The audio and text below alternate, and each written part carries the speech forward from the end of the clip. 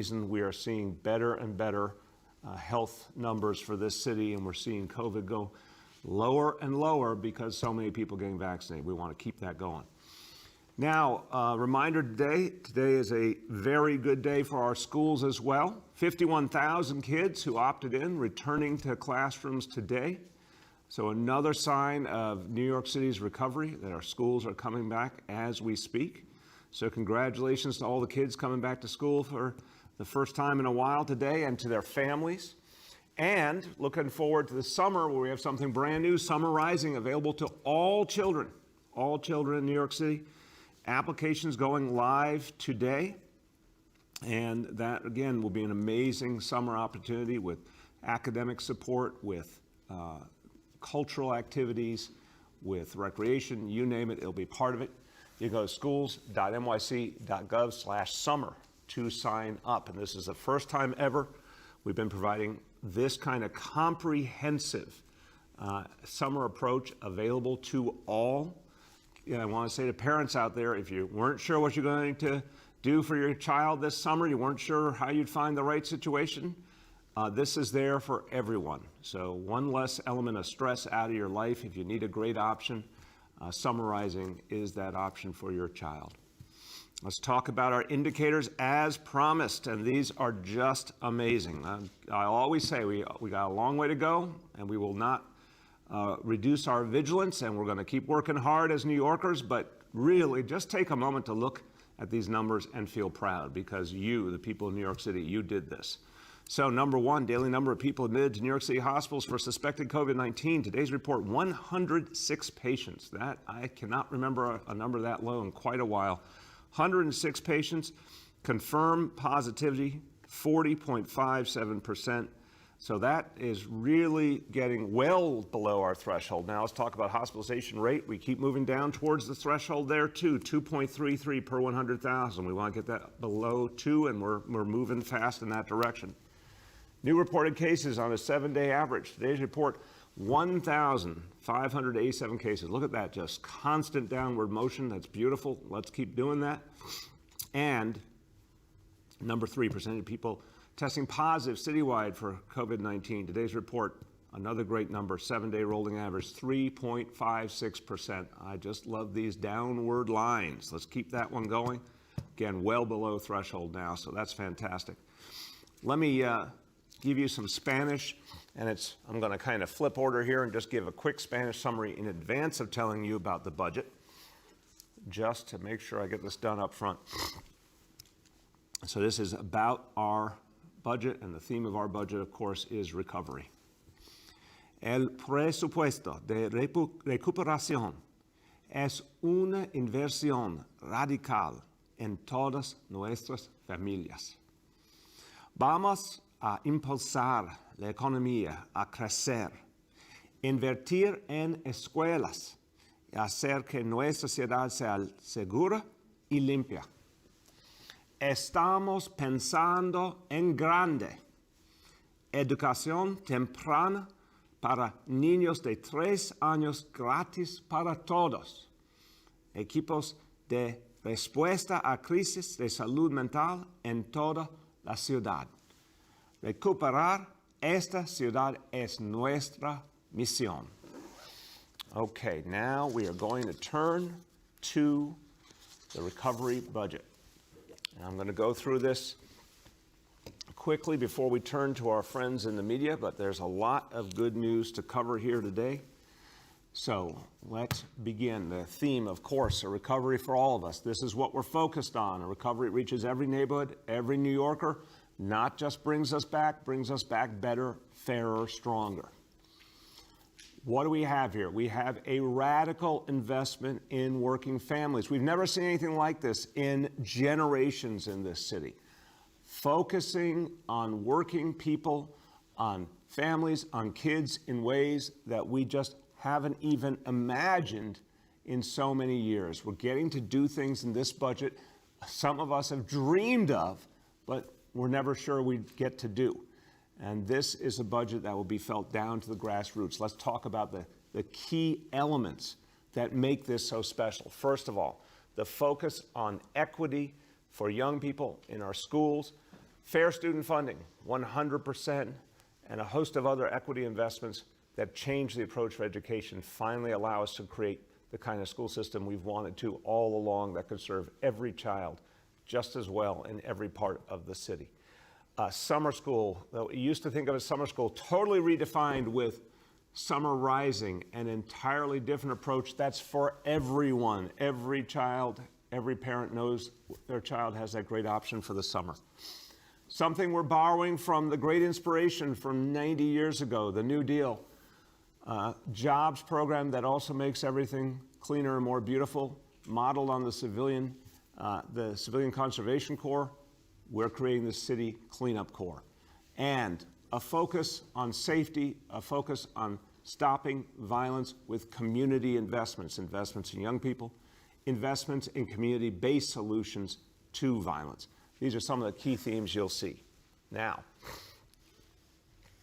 hold on, let's go to this, the new investments that are brand new in this budget. Some of the things we're talking about here, obviously we've previewed before. Here are brand new investments that are being unveiled today for the first time.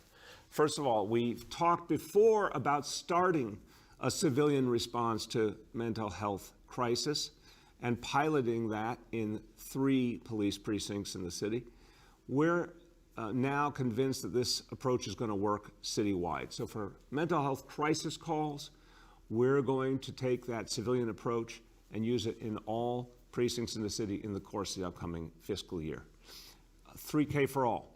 We've already said that 3K for all will be in every district, every one of our 32 school districts by this September 2021. Now we're announcing it will be fully universal by September 2023. Every single 3-year-old will have a seat for free in all of New York City by September 2023. So for the children born in 2020, that very, very tough year we all went through together, when they are 3 years old in 2023, every single one of them will be guaranteed free, safe, high quality early child education, 3K for all.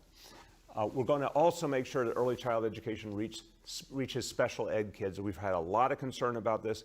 We want to answer that concern, let people know special ed kids will be included from this point on as we build out 3K and pre-K. And something so important for the future of this city, more green space, more wonderful options for people outdoors, the Manhattan Greenway, something that has not been available to people for decades and decades, the ability to go all around Manhattan on foot or on a bike on a greenway. We're going to finish a lot of outstanding projects, including projects in East Harlem, Inwood, east side of Manhattan, and create a full greenway. Okay, now, how are we able to do all this? Well, let's give credit where credit is due. President Biden, Senator Schumer, Speaker Pelosi, what the federal stimulus has done for us is unbelievable. Almost $6 billion in direct local aid that will be used now through 2024. $7 billion almost in federal education aid also be used by 2024. It's important to recognize the stimulus funding will spread out over multiple years. Also important, money was returned to us in the state budget. Cuts were averted in the state budget. That's fantastic. The one piece that is ongoing and recurring, which we're so happy about, is what the legislature did with the Campaign for Fiscal Equity, $1.1 billion. That will be the ultimate dollar figure it will ramp up to. $1.1 billion a year will be guaranteed to us on top of our other education funding to finally bring us equity. So really unprecedented things happen that allow us to do such a good news budget and such an equity-focused recovery budget. Now, to be able to achieve recovery, it's all been about reaching people, vaccinating people, taking that stimulus money, using it to positive effect, bringing back the life of the city, bringing back our economy. We're seeing it happen. Over the last months, we saw 100,000 jobs come back. We now have the latest estimate from OMB that another 400,000 jobs. We feel very, very good about this number. 400,000 jobs will come back in the course of 2021. That will get us up to 4.5 million total jobs, a really strong figure for this city.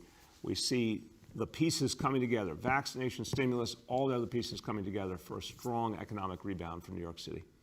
Vaccination, of course, has made all the difference. Over 6 million doses, as I said earlier. It's been a major expense, a $700 million campaign. It's absolutely been worth it, and we're going to continue to deepen it. More and more grassroots sites. We're going to reach people with more and more creative approaches, like you saw at the Museum of Natural History, and so many other new approaches we'll be bringing to bear, going back strong with our homebound program. All of this is going to be crucial to our recovery.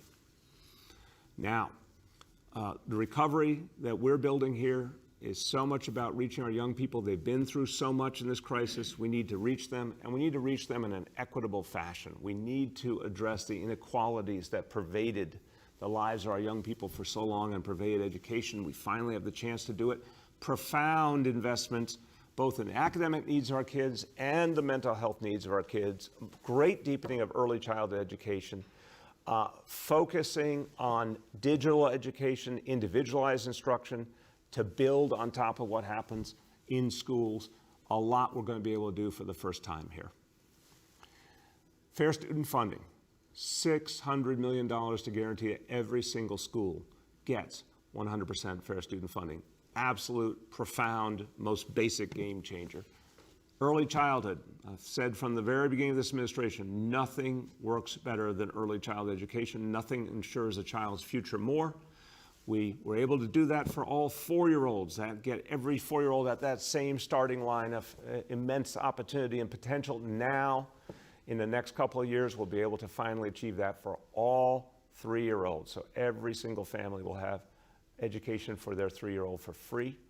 We're also putting immense resources into bringing back schools strong. We've got a lot of work to do to help our kids come back strong, catch up. We're going to make the investments we need so we can have an absolutely outstanding school year starting in September with all our kids back.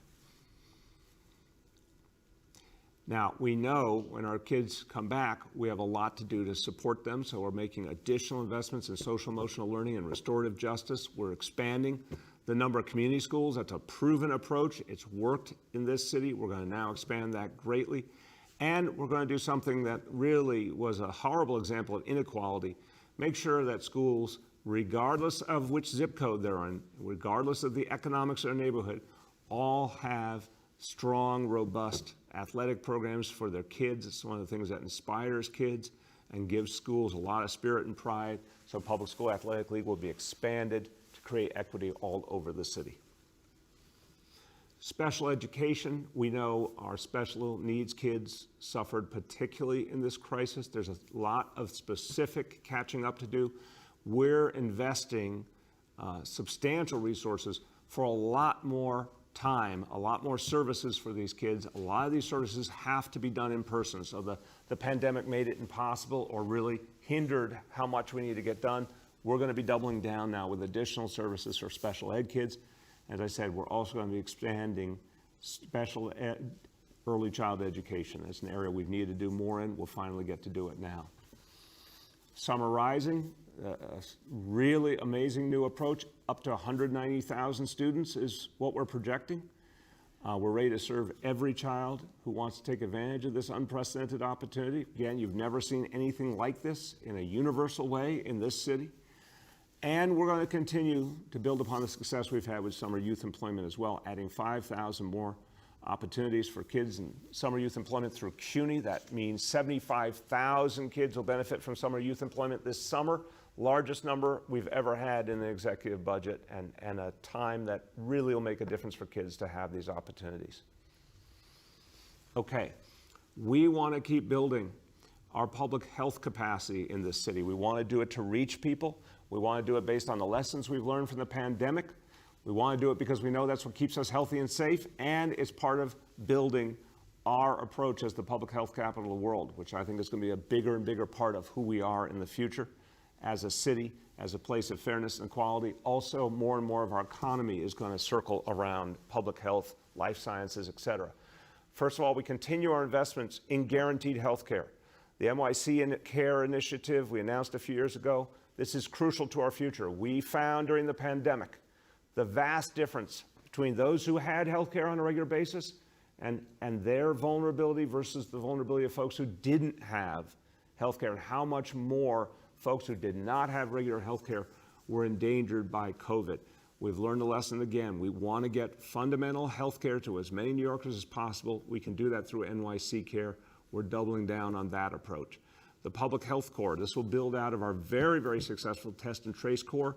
As COVID recedes, we're going to take a lot of the people who've been involved in Test and Trace, a lot of the lessons we've learned, convert them to a permanent, ongoing public health outreach effort through the Public Health Corps.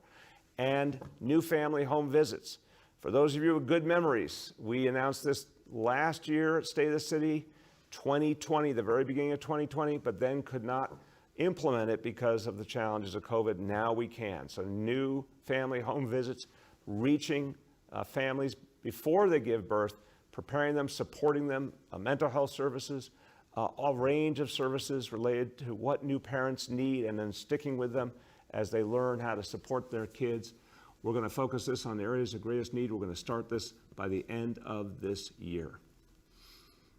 Now, it's a recovery budget, and we know to really recover as a city, we're going to focus on mental health. This has been one of the most obvious, painful realities of the COVID crisis. Mental health issues are clearer than ever to New Yorkers and to people all over America. We're finally having, for sad, tough reasons, we're having the conversation we should have had a long time ago about mental health and recognizing how central it is. We're going to be doing more and more to address mental health issues in New York City. One of the things we need to do is to expand the approach to crisis calls. If a family's in crisis and it's not a situation involving violence, we are going to send civilians to address those calls. We are increasingly using trained civilians prepared for exactly this kind of situation. This will be expanded in the next fiscal year to all police precincts in New York City. And on top of that, separately, 25 new mobile treatment teams to address the most severe mental health situations where there's a severe need. These teams are highly trained. They can be dispatched quickly. They'll be another crucial piece of the mental health strategy. To also address mental health, we need to get to the grassroots. So a variety of initiatives to support grassroots organizations, neighborhood organizations, community-based organizations that work with the whole community, but a lot of them have not had mental health capacity. Now we're going to change that. The Thrive Neighborhood Support Network, Communities Thrive. These are efforts to train community-based organizations, train peer counselors, provide more extensive telemental health like teletherapy. The whole idea is to make sure that any community organization has mental health capacity built into it. Now, our seniors went through so much in 2020. We want to be there for them going forward in whole new ways. So one of the things we learned in 2020 is that there are many challenges that come with nursing homes. Our goal is to do everything we can to help seniors who don't necessarily need to be in a nursing home to stay at home, live in their own community. Thus, the community care plan focuses on providing those types of support. And we also recognize for years there were a lot of neighborhoods that didn't have senior centers and didn't have senior centers that matched the community itself and the culture of that community. We're now going to be supporting the creation of 25 more senior centers, culturally appropriate, to areas of the city that have been underrepresented, while simultaneously investing more in the existing senior centers so they can provide a broader range of service.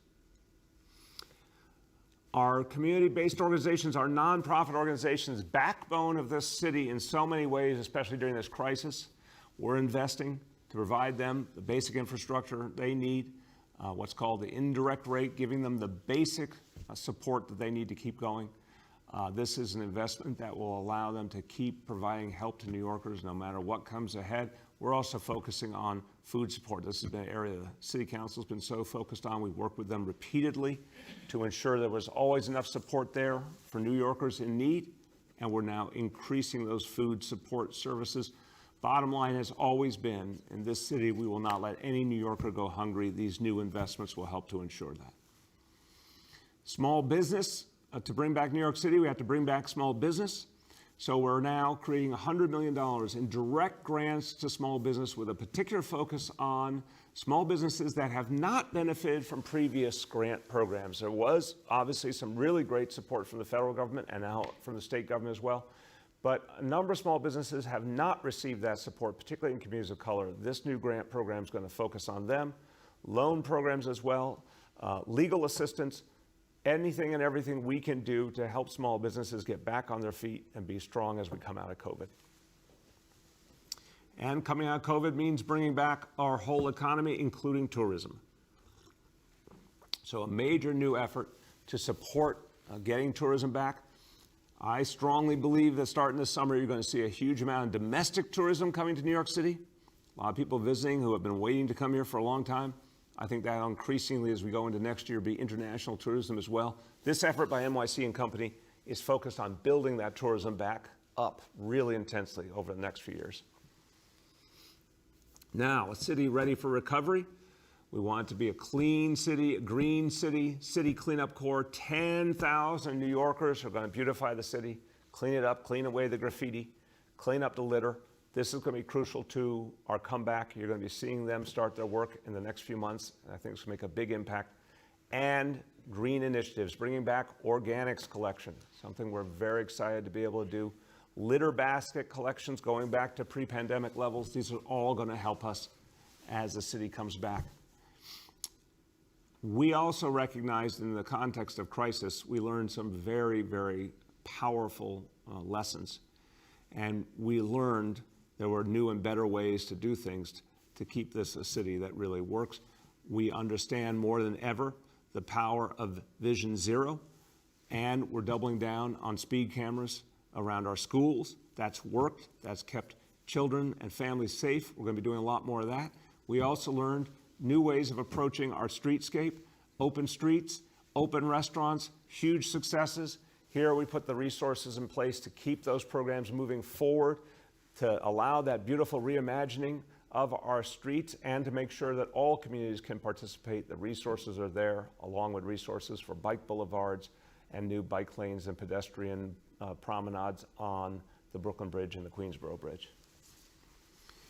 Now let's go to public safety, the thing that we always focus on in every community all the time, but particularly important to our recovery, ensuring that this is a city safe for everyone. 3 core principles: investing in our communities in every way, particularly in our young people, the investments in our schools, the investment in summer initiatives, summer youth, the investments we're going to make far beyond young people to larger communities, affordable housing, and the things that'll bring back jobs. Those investments are crucial to safety as well.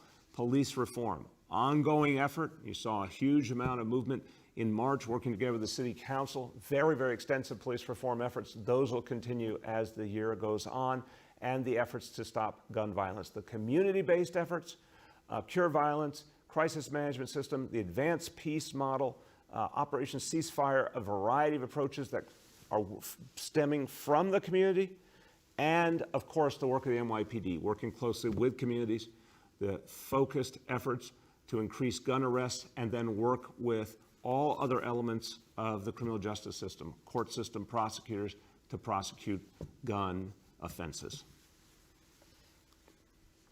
We're going to constantly focus on the kind of oversight we need, the important role of the Civilian Complaint Review Board. We're expanding the CCRB's power, we're expanding its capacity, we're expanding its personnel so it can play that role more strongly.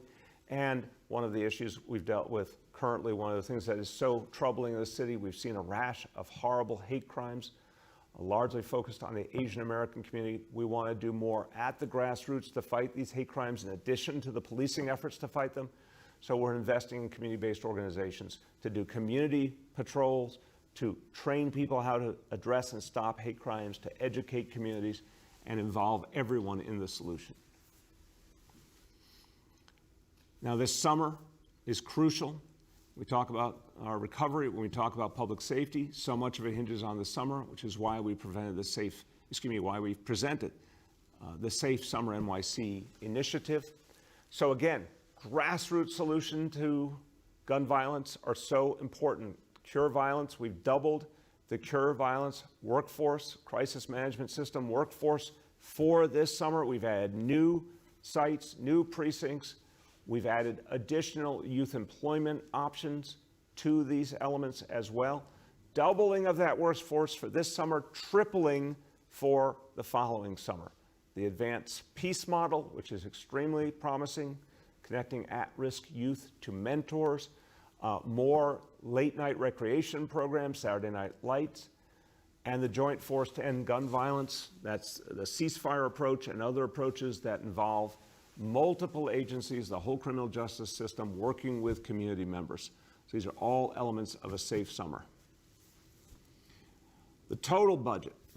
This budget, and we've all gone through such a challenging roller coaster ride in the last few years. We were in great shape as a city in so many ways. At the beginning of 2020, we went through the worst crisis in a century. Now, because of the stimulus, because of the support we're finally getting, we're able to make a huge comeback. So our recovery budget, the grand total is $98.6 billion for fiscal year 22. It is a stimulus-focused budget, stimulus-driven budget that allows us to invest in working people in the city in ways we've never been able to achieve before. So this is a good news budget if ever there was one. Now let's talk about the revenue that's going to start to result from all these investments, from the economic turnaround. OMB is always very smart and cautious about its revenue estimates, so we have initial estimates that are cautious, but we expect and we hope to see a lot more over time. So we will see increased revenue in this fiscal year, more starting in the next fiscal year as the impact of all this recovery spending is felt. Also, a continued focus on savings. A lot of work was done, particularly in the last year, to find efficiencies, to find savings. We had to reduce the number of personnel, city agencies. We had to stop a number of initiatives. Some of them just could not even be done because of COVID. We have taken those lessons, and we're going to continue to be smart and careful about spending as we go forward to protect the city for the long term, continuing to look for efficiencies as we go ahead. Let's talk about the people who work for the city, who we depended on, who are so heroic in this crisis. Right now, our city workforce numbers, and this is excluding some of the non-mayoral agencies numbers, 313,000 plus. That is much lower than it was at our high point a few years ago. We will be bringing back several thousand more people into positions because of things like 3K for all, the new family home visits, City Cleanup Corps, although that last one is a temporary program. So we'll be adding up some additional personnel to help us achieve our goals. But we'll be keeping in place a hiring policy that limits new hiring. Had been a 3-to-1 ratio, where to make a new hire, there had to be 3 positions that were foregone. This now will be a 2-to-1 policy going forward. We'll continue to grow in the right way while keeping limits in place. So, reserves, always crucial to protecting the future of New York City. Before this administration began, the city had gone through a lot with the recession, so reserves were fairly low when I took office, $1.8 billion. When we got to the preliminary budget this year, they were at the level of $2.8 billion. We are now adding more reserves back. We had to use reserves to get through the worst of COVID. We're now adding reserves back. A total of $1.8 billion more being added, $200 million to the general reserve, $1.6 billion to the Retiree Health Benefit Trust. So combined with the Rainy Day Fund, which is a newer element in our reserve portfolio, we now total $4.59 billion in reserves for fiscal 22, a strong amount now as we look to better times ahead. Let's talk for just a moment about the capital budget. We have an overall figure of $133 billion for the 10-year capital plan. This is very much focused on making the kinds of investments that will encourage recovery, obviously addressing the aging infrastructure of the city, and with tremendous hope and belief that a major infrastructure package will be coming out of Washington in the months ahead that will support a number of these initiatives as well. But we're going to finish out through the spending that's in this plan, the entire Your Home NYC plan, the affordable housing plan we started back in 2014, which will reach 700,000 plus New Yorkers, create or preserve 300,000 affordable apartments. That plan is fully on track in this budget. We're making Vision Zero investments. We're making investments to fight climate change and provide resiliency. and we're continuing a strong commitment to repaving roads and keeping this city moving. Now, one of the things I mentioned is the promenade in Manhattan, the fact that we're going to be doing something unprecedented all around Manhattan to have the Greenway finally completed. If you look at this image on the screen, you can see all those points along the way, Lower East Side, East Harlem, Central Harlem, Inwood, where there's still uncompleted elements of the Manhattan Greenway. This plan will finish all those projects by the end of this decade. And it's really important to recognize this, in addition to people who walk along this area and picnic and all the things that happen along it, this is the most traveled bikeway in America. And when completed, this whole amazing opportunity to go all around Manhattan will provide more open space, more than 1,000 acres of open space, more than in all of Central Park. So this is a great investment in the future of this city, and it's something I think will be deeply used by future generations. We're really proud of this. Now, also, as I've said, the future of New York City, so much of our future will be around healthcare and will be around life sciences. We're going to be the public health capital of the world. We have an extraordinary opportunity in life sciences to tap into billions, many billions of dollars of both government and private sector investment that will be flowing into biotech. We have an opportunity to capture more and more of that, so we're expanding life sciences capacity, not only on the east side of Manhattan, but in the Bronx, in Brooklyn, on the west side of Manhattan as well.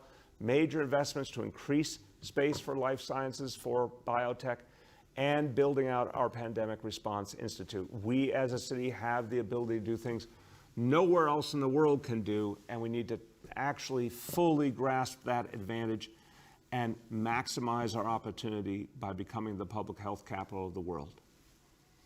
So that is the fiscal 22 budget. It is a budget that takes the concept of a recovery for all of us and brings it to life with the right investments. This is what will both allow for a strong recovery. It's the same approach to put us on a strong fiscal footing for the future, because this recovery will also bring back so much of the revenue we need for the future as well. Now let's go ahead and look at the years ahead on the out-year chart. Hold on one second. Keep going. There we go. So one before, I'm sorry. Thank you.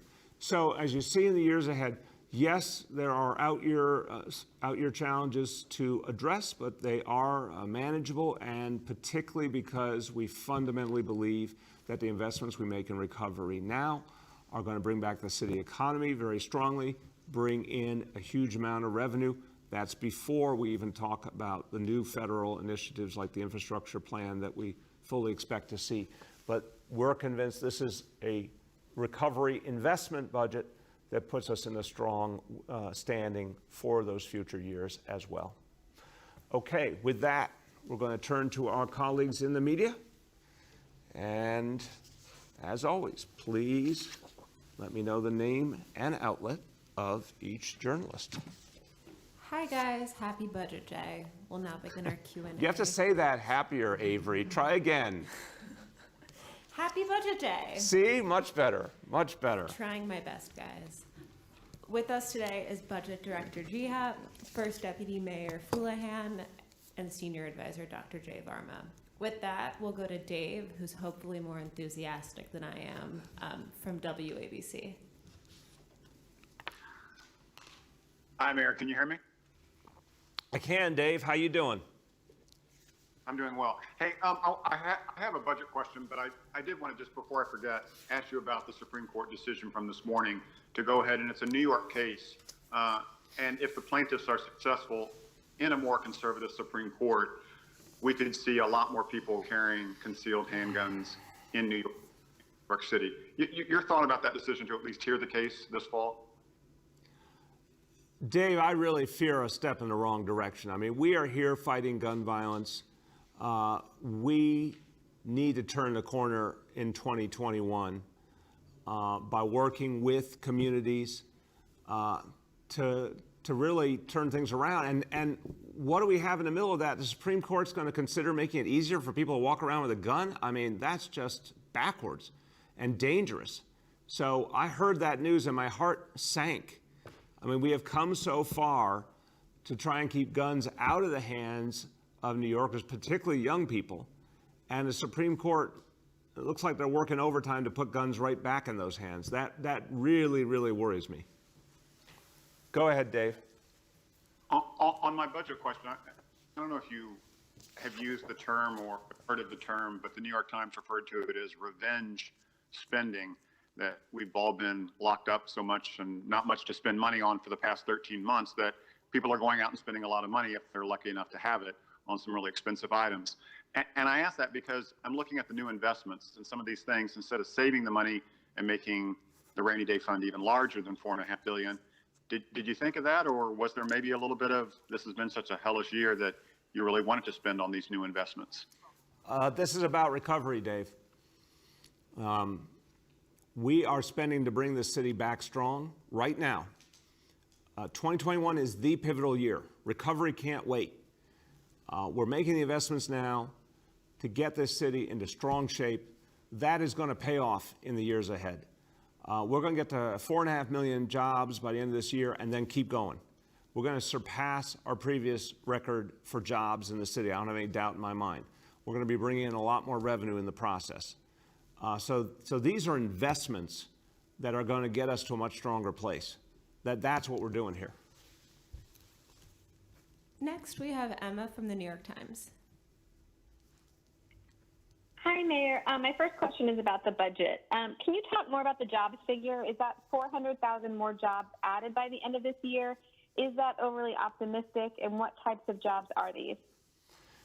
Emma, it is 400,000 more between right now and the end of 2021. It's realistic because you see extraordinary movement in the economy. I mean, you're seeing it around the country, but you're especially seeing it here. Jobs are very visibly coming back.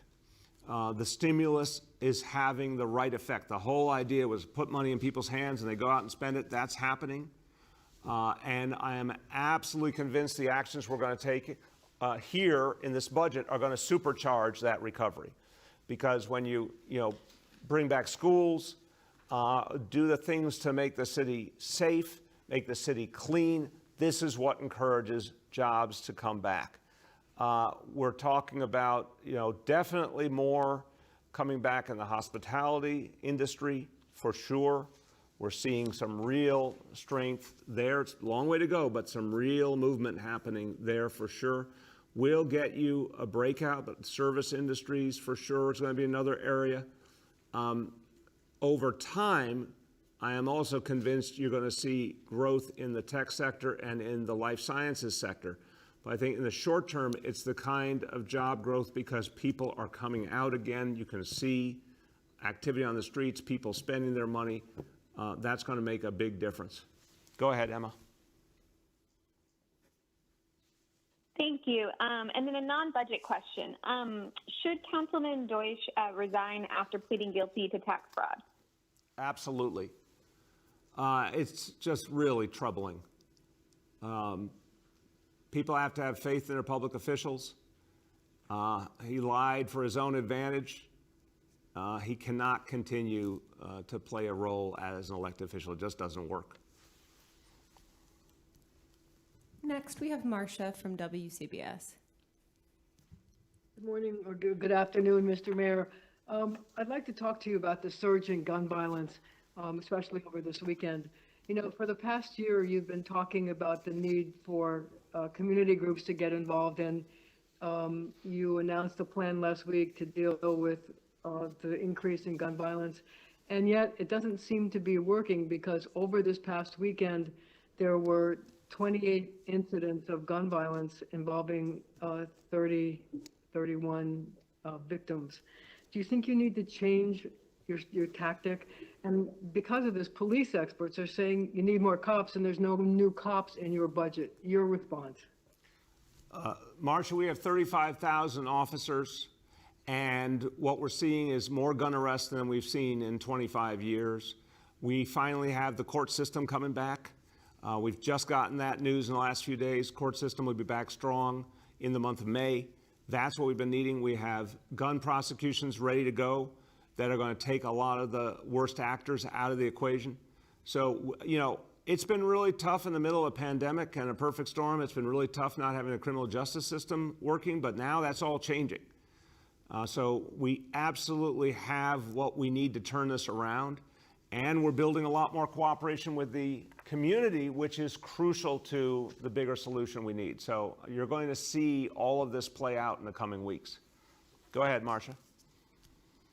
But Mr. Mayor, you've been talking about an increase in gun violence at the same time that people in the city you're talking about an increase in gun arrests, while at the same time people in the city are seeing an increase in gun violence. So what makes you think that the increase in arrests mean anything when there are more guns and more incidents and more blood?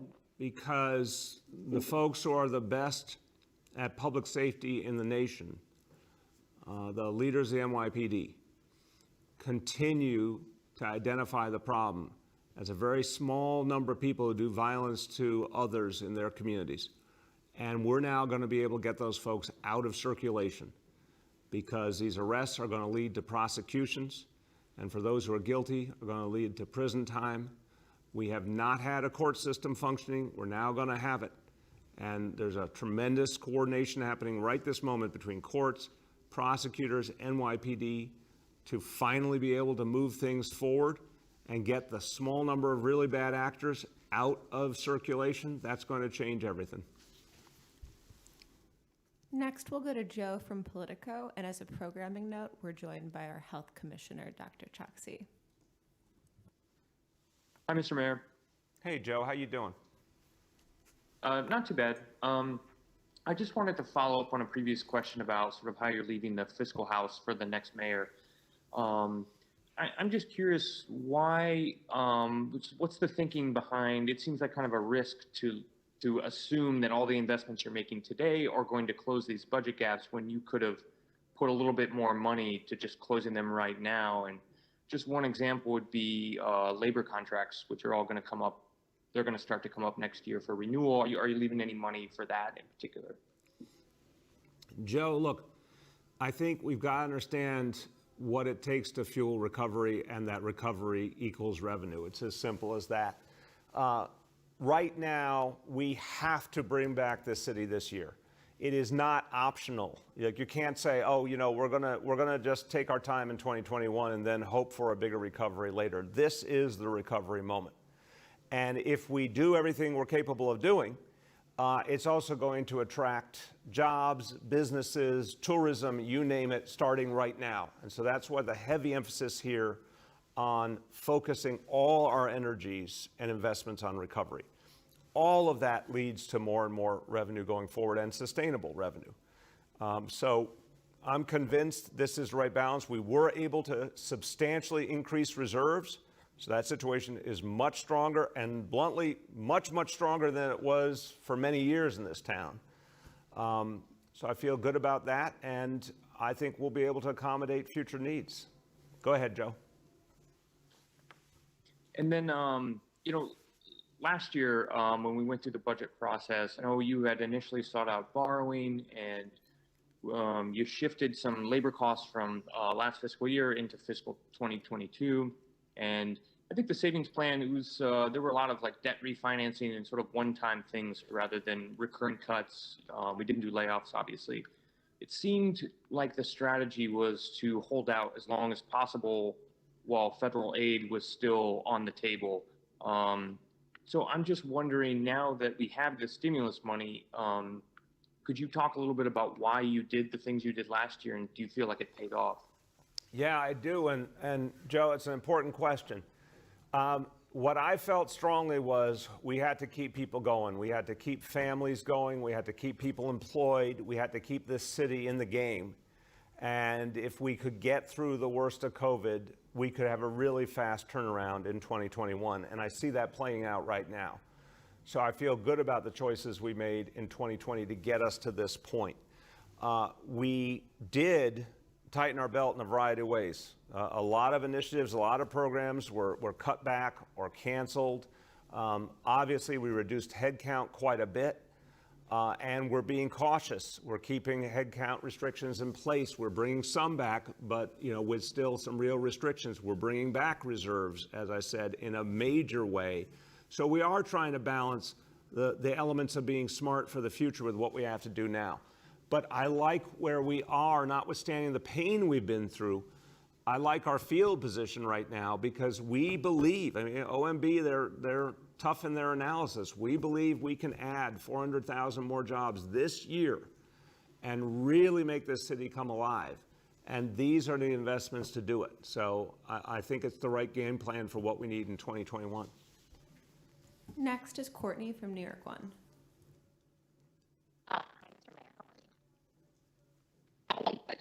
Courtney, can you hear us? Well, we can. No, we can't hear you well. Try again. Your voice is coming in kind of garbled. Try again. Courtney, we're going to come back. Okay, we'll to come you. right back to you, Courtney. Next is Katie from the Wall Street Journal. Good afternoon, Mayor de Blasio. Can you hear me? Yes, Katie. How you doing today? I'm doing great. I hope I'm excited enough for you. My voice sounds excited enough for you. You are so much more excited. You are so much more excited than some of the others. I commend you. Well, I have nothing but, I guess, sympathy for people doing this job day in, day out. So for your team there.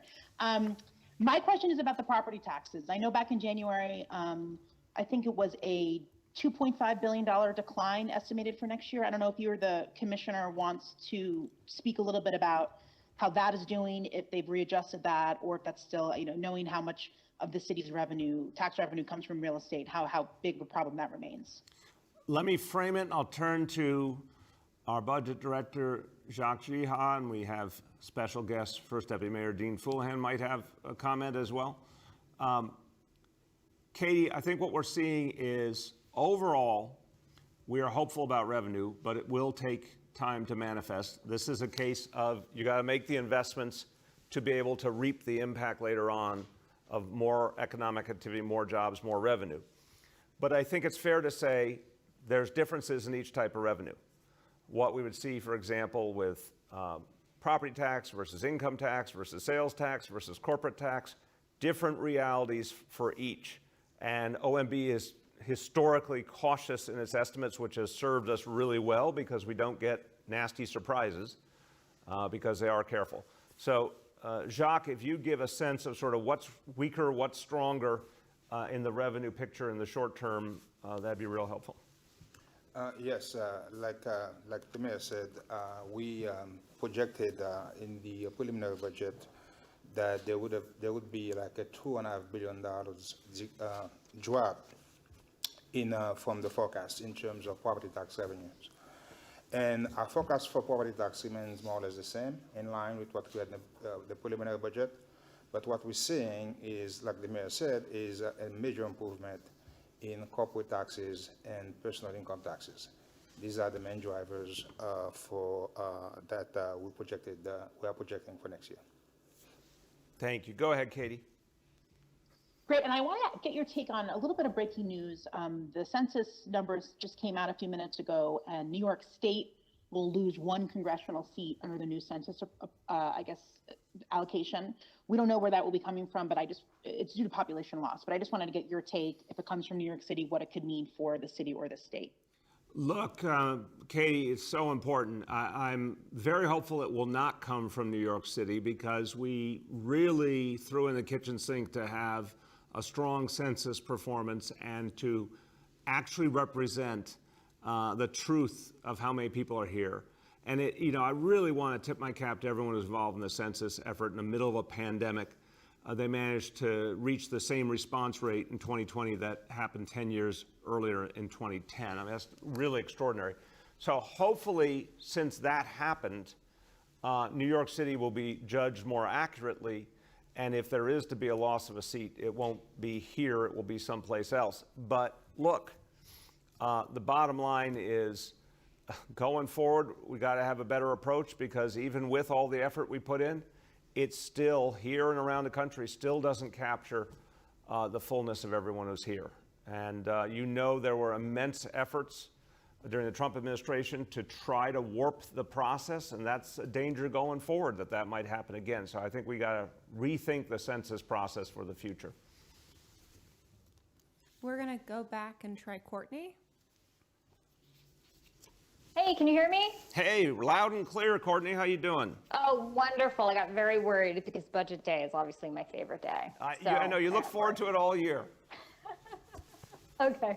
Well, I kind of want to continue along the line of questioning that you've already got, which is how you're leaving the city's fiscal health to the next mayor. I mean, most of this, not most of this budget, but 14%, I mean, you're talking about $14 billion about is one shot, is federal stimulus.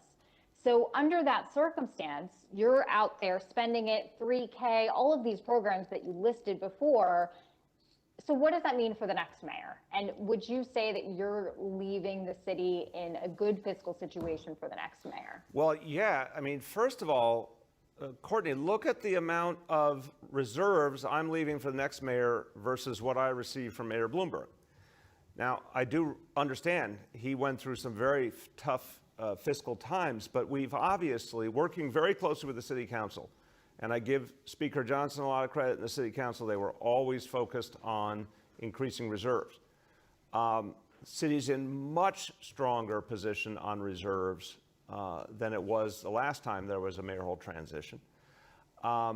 We are being really careful about finding additional savings, and we'll continue to. We're being careful about headcount.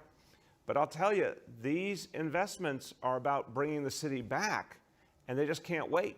I mean, you think about what kids and families went through in 2020.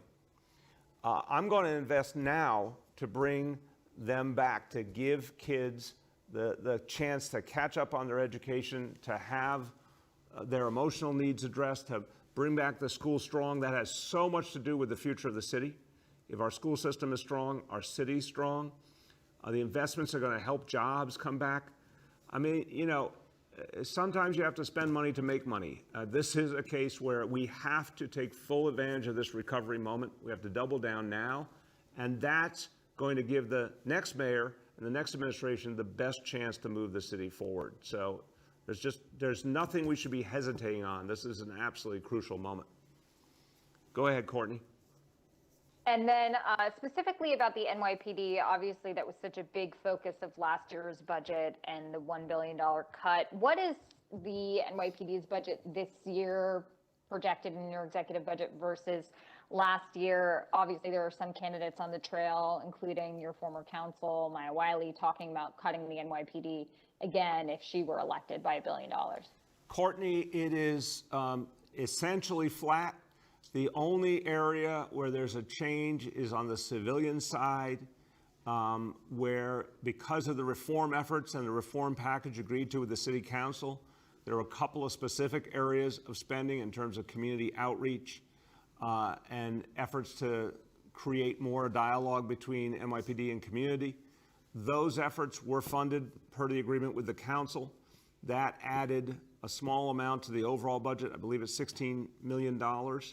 But otherwise, the budget is essentially consistent with where we were a year ago, and the number of officers remains static at about 35,000.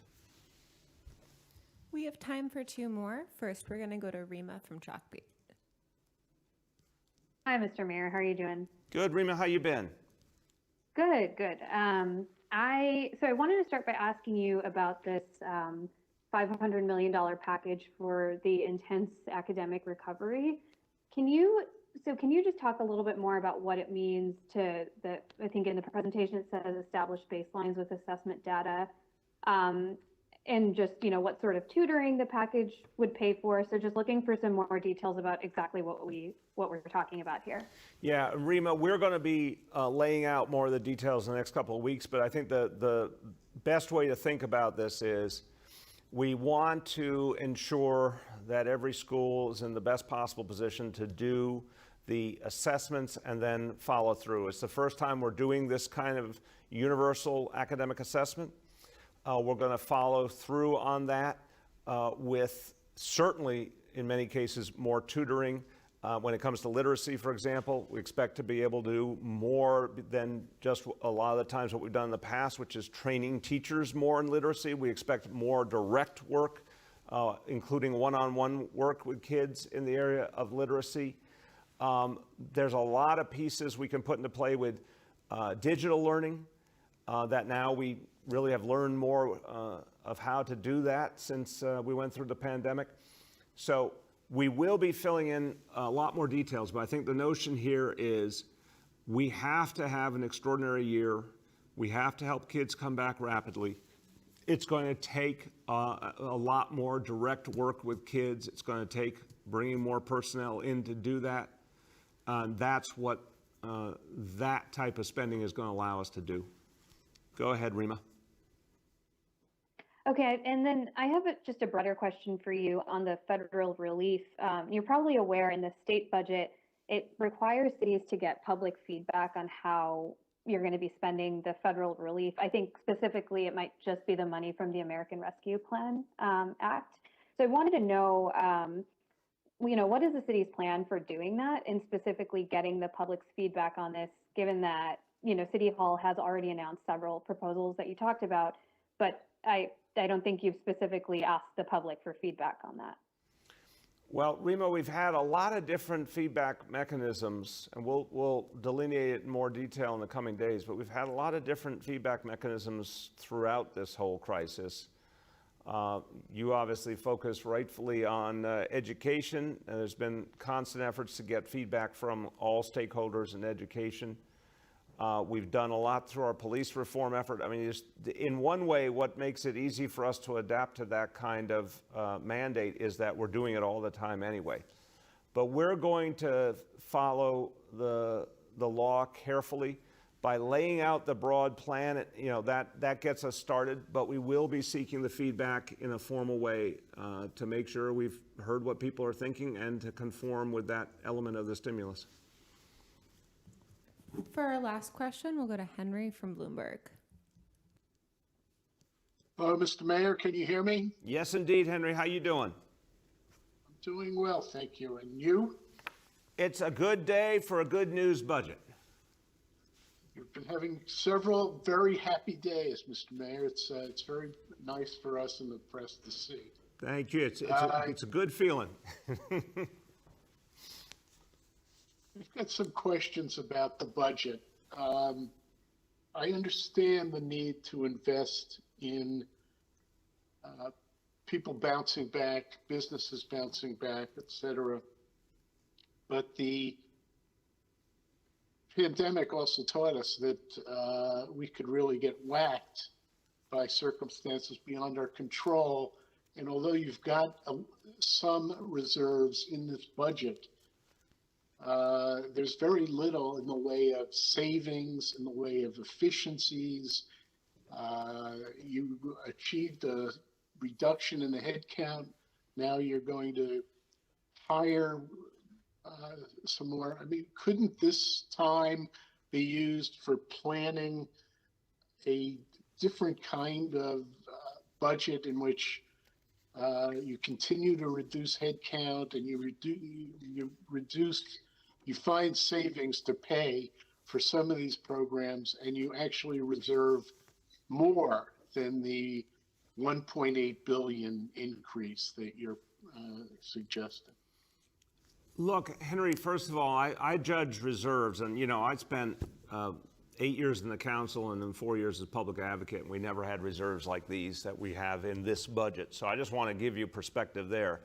These are really healthy reserve levels because we've restored the money we've restored. And reserve levels, I think, would stand us in good stead no matter what was thrown at us. But the real issue to me is I see what people have been through. And if you talk to New Yorkers about, everything they were hit with in 2020, there's a lot we've got to do to address what they need. We cannot just say, if you want the city to succeed in the future, you can't just say, have everyone come back to school and just accept that there was a lot of learning loss and a lot of trauma and we're not going to do anything about it. No, we have to go the extra mile, help kids get back to where they were and then some, address everything they've been through. We have to help families through this crisis. We have to do the kinds of things that'll bring back jobs. I've talked to so many people who think all the time about their investments and the kinds of things that they would be willing to invest in. I hear it all the time. What will cause people to want to build businesses here or create more jobs here? Strong schools, safety, clean environment, all the things that we're investing in. The cleanup corps is going to help us reinvigorate our economy. The tourism investment, again, sometimes you have to spend money to make money. We need to come back strong. So if OMB's estimates are right, and I believe they are, and these investments help us to get to 4.5 million jobs by the end of this year, I think that is actually the smart way to approach this moment and make it sustainable. Go ahead, Henry. Well, my question was really long-winded, so I don't think you really hit the answer to what I was looking for. And it's this, that there are efficiencies to be had in this budget, whether it's consolidating trash pickup routes, whether it's consolidating all these pension funds into one administrative unit instead of spending millions, tens of millions on fees to asset managers for each separate fund in the pension systems. There are places where unions could agree with the city, or the city could really assert itself with, and agencies could look at where they're spending money and cut maybe 1% of their spending on this or that. And I don't see in this budget that kind of trimming, monitoring. You've been handed a windfall, and you're leaving office, and the mayor who succeeds you shouldn't he or she also have the ability to decide how some of this windfall should be spent in the years ahead? Yeah, they unquestionably can, and they will. They're going to be able to have the opportunity to make a lot of choices because we will hand them a strong economy, and the revenue goes with it. But I think in terms of the questions you're raising, we're always looking for efficiencies, and we found it. The fact that we are keeping hiring restrictions in place is important. The fact that we have restored such a large amount of reserves is important. But really, when you think about it, the things that we're building here are sustainable. They bring in lots of revenue. They make the city stronger, more competitive. What we're talking about, public health capital of the world and the investments in life sciences, that is going to pay off many times over in the years ahead for the next administration. The kinds of very specific improvements you're talking about, Henry, that never stops. We're always looking for ways to be more efficient with the pension system, or in terms of debt service, or in terms of each agency's operation. That's been going on, and that will continue to go on. Those things matter. But what really matters is building a strong, diverse economy that's sustainable, and making it a place that works for everyone, and ensuring you're going to have the revenue you need for the future. That's what this budget is about. So everyone, as we conclude, look, this is a good day because we got some justice. We got some justice from Albany with the education funding, the campaign for fiscal equity. After 20 years, we got some justice from Washington with a stimulus that was actually about putting working people back on their feet. We're able today to announce a budget that will reach every corner of this city and help people through this pandemic and to better times. And what a good day to announce it when we see the city getting healthier and healthier, and we're fighting back COVID. We're putting it back on its heels because so many people are going out there and getting vaccinated. So there's a lot of good here. There's always challenges ahead. But this is a budget that invests in working people, and that's going to make all the difference. Thank you, everyone. Hi, guys. Please stay on the line for the technical briefing.